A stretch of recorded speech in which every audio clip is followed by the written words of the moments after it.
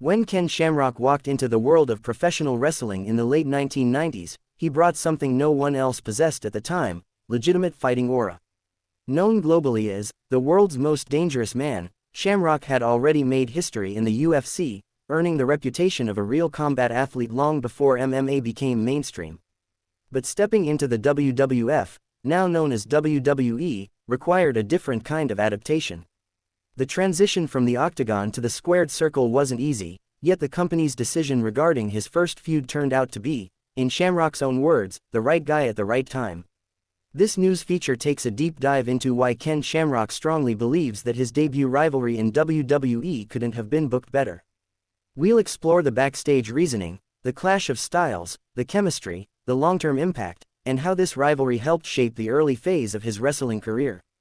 Ken Shamrock's arrival in WWF in 1997 was a major moment in wrestling history. At a time when the product was shifting toward a more realistic, edgy, attitude-driven direction, Shamrock represented the bridge between sports entertainment and real combat. He wasn't just another character. He wasn't just another muscular performer. He was a legitimate world-class fighter entering a world filled with storylines, theatrics, and highly skilled entertainers. The company knew they had something special, and the audience reacted instantly. The roar of the crowd, the intense stare, the gloves, the suplexes, Shamrock stood out from day one. But even more important than his presence was the opponent chosen to welcome him into his first full feud. This was the person who would help elevate him, test him, and introduce him to the wrestling audience in a way that made sense.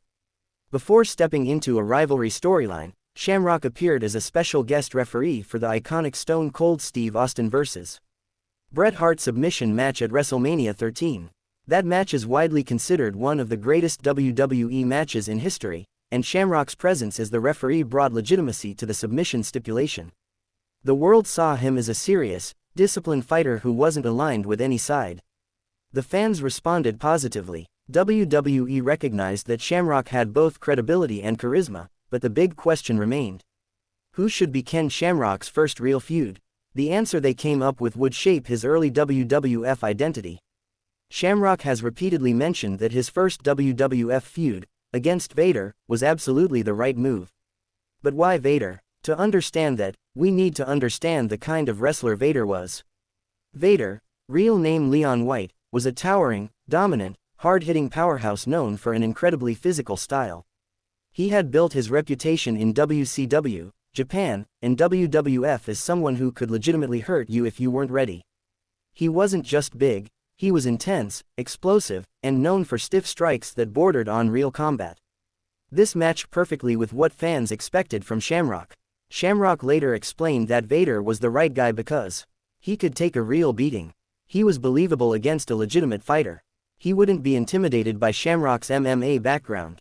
Their contrasting styles created a natural clash that was exciting to watch. Vader understood how to work with someone transitioning from real fighting to wrestling. In short, Vader was the perfect opponent to introduce Shamrock to WWE fans. Unlike many early wrestling feuds where newcomers are paired with safe or less physical opponents, Shamrock and Vader produced matches that felt raw, real, and brutal.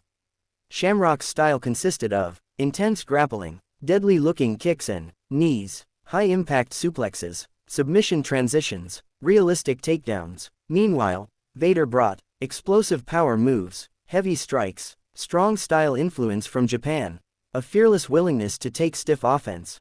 Their first major confrontation, an intensely stiff match at In Your House, Cold Day in Hell, showed fans exactly how tough both men were. It wasn't just choreography, it wasn't just performance, it felt real. This made viewers believe in Shamrock's character from the very beginning. In interviews reflecting on his early WWE career, Shamrock didn't hesitate to praise Vader. He emphasized several key reasons why their pairing worked. 1. Vader didn't fear his legitimate background. Many wrestlers were understandably cautious working with someone who could actually knock them out or break an arm. Vader, having competed in intense Japanese strong-style matches, wasn't intimidated. 2. Vader made Shamrock look strong. By surviving Shamrock's intense offense, Vader made fans believe that Shamrock was a force to be reckoned with. When a big man takes heavy hits and still keeps fighting, the newcomer looks even more dangerous. 3. Vader's selling made the story work. Vader knew exactly how to make Shamrock's submissions and strikes appear devastating without making the match one-sided. He gave Shamrock credibility. 4. Their styles created chemistry. A grappler versus powerhouse matchup is always entertaining, and their natural intensity made the rivalry compelling. 5. The feud prepared Shamrock for the WWE environment. Shamrock wasn't familiar with performing for the camera or pacing matches for storytelling. Vader guided him through that process without compromising authenticity. WWE fans quickly recognized that Shamrock was different from traditional wrestlers. The feud with Vader helped establish Shamrock as a legitimate threat, build his identity as a submission specialist, create his reputation for intense, fast-paced matches, set him on a path to feuds with top stars like The Rock, Owen Hart, and Mankind. Without the Vader rivalry, Shamrock may not have adapted to WWE's style as smoothly. The physicality helped him settle in and allowed WWE to mold him into a hybrid performer, part MMA fighter, part sports entertainer. Shamrock often recalls the professionalism Vader showed backstage. Despite Vader's intimidating appearance, he was known as someone who cared deeply about making matches look good while keeping his opponent safe. Vader reportedly told Shamrock, "Let's give them something real." This willingness to embrace Shamrock's style helped build an environment of trust. Shamrock has stated that Vader guided him, advised him, and encouraged him, not something every newcomer experiences. The mutual respect between them created a foundation for their hard-hitting matches. Their showdown at In Your House, Cold Day in Hell, featured striking exchanges that still get replayed in WWE history retrospectives. One moment that stood out was a brutal exchange where Shamrock delivered rapid-fire knees to Vader, who continued fighting back despite the intensity. Fans watching at the time said it felt more like an MMA fight than a wrestling match. This helped define Shamrock's dangerous man persona, establish his finishing submissions as real threats, make the WWE roster appear tougher by working with him.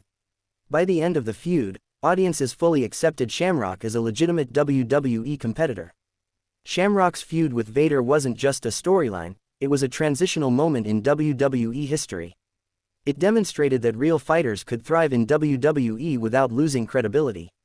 It paved the way for future MMA crossover stars such as Brock Lesnar, Ronda Rousey, Matt Riddle, Shayna Baszler. Shamrock's arrival and early success proved that audiences loved authenticity, and Vader helped deliver that authenticity. When reflecting on his first feud, Shamrock said it clearly, "Vader was the right guy. I learned a lot from him. He made me look good, and he made everything feel real."